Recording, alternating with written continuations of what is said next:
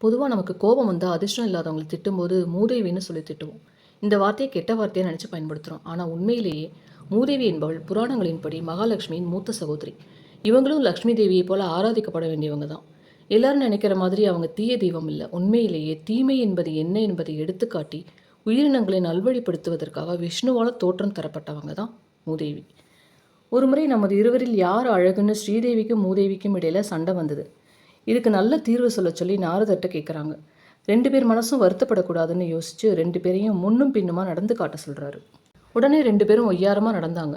சட்டுன்னு நாரதர் ஸ்ரீதேவி வரும்போது அழகு, மூதேவி போகும்போது அழகுன்னு சொல்ல 2 பேருக்குமே சந்தோஷம். இதைத்தான் காலப்போக்கில் இப்படி மாற்றிட்டாங்க. சமஸ்கிருதத்தில் மூதேவியை ஜேஷ்டா தேவின்னு அழைப்பாங்க. தமிழகத்தில் வட மாவட்டங்களில் இருக்கிற பல்லவர் கால மற்றும் சோழர் கால சிவன் கோயில்களில் இன்றைக்கும் ஜேஷ்டா தேவி வழிபாடு இருக்குது. இது போன்ற பல சுவாரஸ்யமான தகவல்களை தெரிந்து கொள்ள சப்ஸ்கிரைப் செய்யுங்கள்.